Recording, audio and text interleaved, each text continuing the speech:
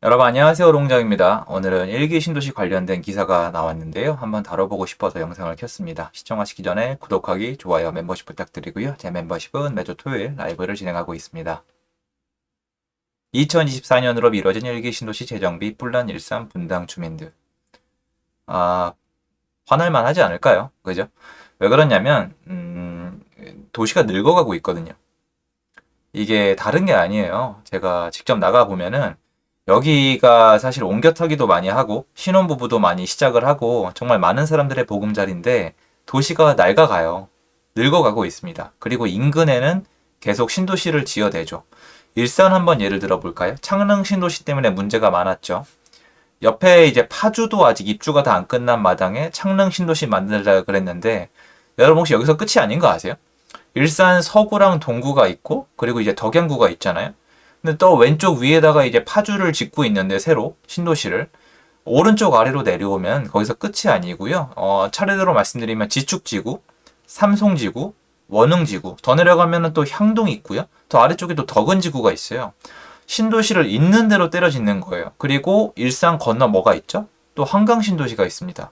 그러면 인근에 신도시를 있는 대로 갖다 꽂는데 이미 인프라를 만들어 놔서 자리를 잡고 살고 있는 데가 일기 신도시인데 낡아간단 말이에요. 아파트가 진짜 낡아가요. 그러니까 여기가 내 삶의 터전이니까 벗어나고 싶진 않은데 아파트는 낡아가는 거예요. 그 증거로 일산 신도시에 킨텍스시티 있죠.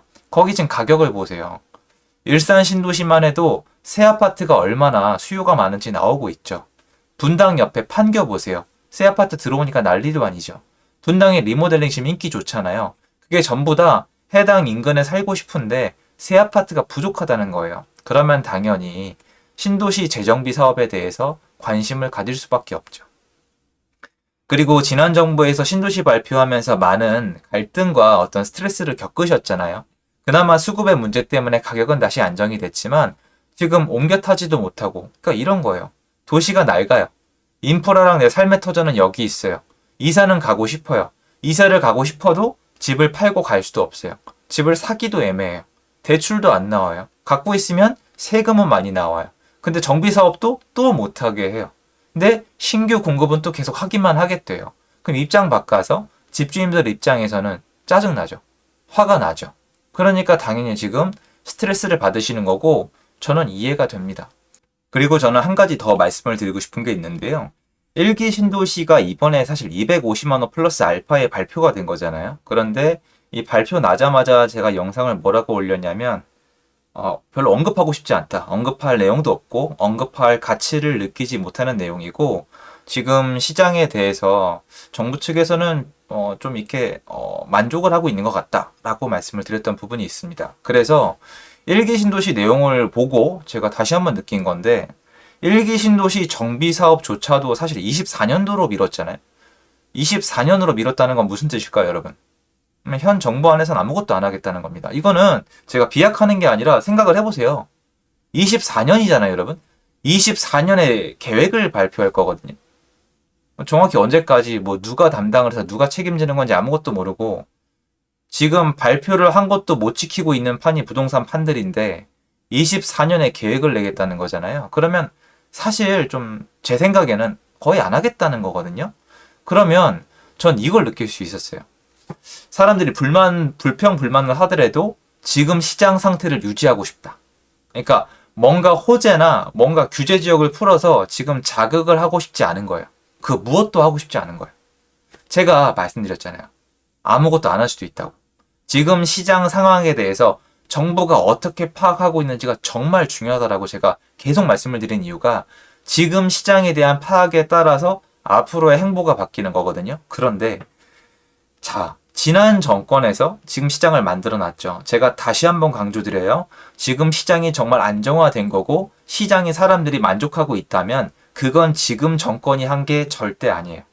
지난 문재인 정권이 한 겁니다. 그거는 만약 결과가 그거라면 인정을 해주는 게 맞아요. 지난 정권에서 지금 시장을 만들었죠. 그런데 지금 시장이 지금 안정이 돼 있다고 판단하면 어떻게 해야 돼요? 아무것도 안 하는 게 좋아요. 하는 좀 저도 이렇게 얘기하기 싫은데 하는 신용만 하는 거예요. 완화한다 그러고 요만큼 저기 상관없는 거. 예를 들어서 제초안도 지금 이제 완화시켜줬다고 얘기는 하죠. 제초안 완화 거의 의미 없어요. 둔촌주공 사태 해결한 거 없어요. 뭐 한 게 없어요, 여러분. 대선 공약이었던 양도세 중과 유예 외에는 거의 없어요. 여러분 느껴지는 거 있으세요? 계속 제가 똑같은 말씀 드리는 거예요. 지금 시장이 마음에 들어요. 그럼 그대로 둬요. 그대로 두고 뭐만 입히면 돼요? 지금 우리 정권이 여당이다. 우리 정권이 지금 부동산을 이렇게 하고 있는 거다. 우리 정권이 부동산을 안정화시킨 걸 지금 가지고 있는 거다라고 계속 색깔을 입히기 위해서 뭔가 발표를 하지만 실제로 집 가진 사람 입장에선 아무것도 안 느껴지는 거예요. 반대로 만약에 이대로 가다가 뭔가 시장에 문제가 터지면 뭐라고 하면 돼요? 봐라. 지난 정권이 만들어놨던 문제가 아직도 있다라고 얘기하는 거예요. 여러분 지금부터 잡으셔야 돼요. 지금부터 앞으로 시장이 어떻게 갈지 집을 가지고 계신 분들은 어느 정도는 최소한의 정도는 청사진을 그리셔야 되는데 저는 예전에 제가 계속 말을 조심하다가 이제는 슬슬 이제 각이 잡히는 게 아닌가. 이번에 250만 원 플러스 알파 계획 사전에서부터 홍보를 했잖아요. 굉장히 크게 홍보를 했잖아요. 근데 내용을 보시면은 알맹이는 아무것도 없거든요. 중요한 게 뭘까요, 여러분? 중요한 게 이거예요. 발표를 했다. 원희룡 국토부 장관이 이거를 발표를 했다. 현재 우리가 여당이고 우리가 부동산을 컨트롤하고 있다. 우리가 헤드쿼터다. 그런데 지금 시장 안정돼 있다. 이거예요. 발표를 했고 우리는 지난 정권에서 변화를 주고 있는데 지금 시장 안정돼 있다. 그러니까 우린 계속 이렇게 할 거다. 시장에 문제가 생기면 두고 보세요. 시장에 문제 생기면 지난 정권 얘기 나올 거예요. 그러니까 한동안의 어떤 규제 변화 때문에 시장의 변화는 기대하기 어려워요. 제가 예전에 얘기했던 그대로 가는 거예요. 왜냐면 이게 제일 좋은 방법이에요, 여러분. 제일 스마트한 방법이잖아요.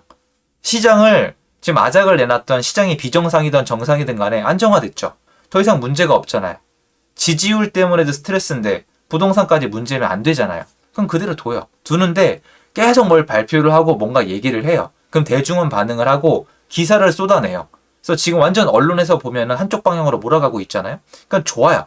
좋은데 문제가 생겼을 때 어떻게 대처할지도 방법이 나와 있고 지금 시장은 안정돼 있는 것처럼 보이니까 이대로 가는 거예요. 근데 굳이 여기서 1기 신도시 정비 계획을 발표할 이유가 있었을까요? 1기 신도시 정비 계획을 지금 도저히 만들 수가 없을까요, 여러분? 진짜 없을 거라 생각하세요? 전 그렇게 생각하지 않아요. 그래서 지금 정비 사업도 뭔가 추진해주는 느낌이 전혀 없고 또 반지하 얘기 나오고 있고 그래서 지금은 부동산이 정치 프레임으로 돌아가고 있고요. 제가 봤을 때 집 가진 사람들은 여전히 투기꾼의 모습으로 비춰지고 있는 것 같아요.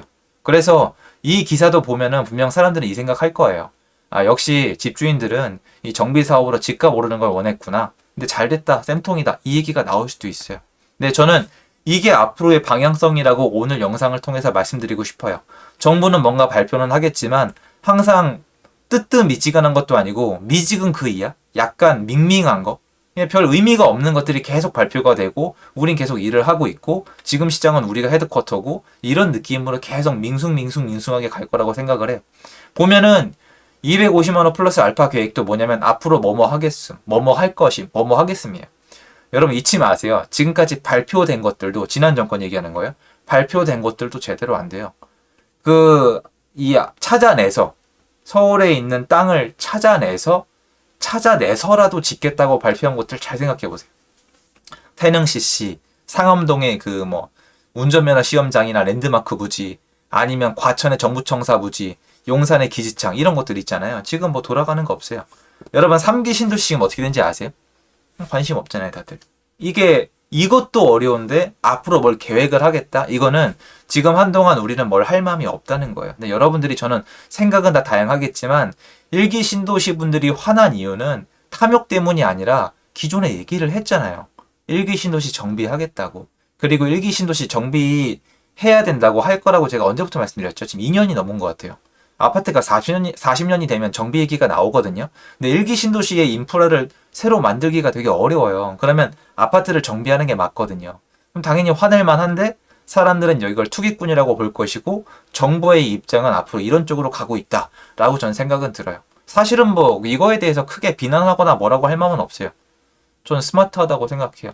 여러분 잘 생각을 해보세요. 어떻게 하는 게 좋을지. 지금 시장이 안정화되고 사람들이 안정화됐다고 생각하고 있고 언론도 이쪽으로 가고 있는데 정부가 굳이 나와가지고 이거 개발하겠다. 이거 규제 완화하겠다, 이건 살리겠다, 시장을 정상화하겠다고 하면은 시장을 또 뭐라고 하겠어요? 언론에서 가만히 두겠어요? 저 투기꾼들 도와준다, 다주택자 편이다, 시장 또 흔들어 놓는다, 드디어 전 정권에서 몇 년에 걸쳐서 고생해서 안정화시켰는데 다 망쳐놨다, 이럴 거 아니에요. 저라도 안 할 것 같아요, 여러분. 그러니까 제가 애시당초 공급계획 발표할 때 의미가 없을 거라고 말씀드린 이유가 지금 굳이 뭘 할 이유가 없거든요. 그런데 시장은 앞으로 문제가 발생할 거라고 생각을 하고 있기 때문에 선대처를 해야 되는데 선대처를 하지 않을 것이고, 문제가 일어났을 때 또 어떤 얘기를 하는지 한번 보시면은 지금 제가 얘기하는 게 이해가 나중에 더 잘 되실 겁니다. 도움되셨으면 좋겠고요. 집을 가지신 분이라면 앞으로의 방향성에 대해서 어느 정도는 지금 눈에 보이실 수도 있고 저보다 더 멀리까지 생각하는 분이 있을 수도 있다고 생각을 합니다. 지금은 그런 생각을 해야 될 때라고 생각을 합니다. 제 영상 여기까지입니다. 감사합니다.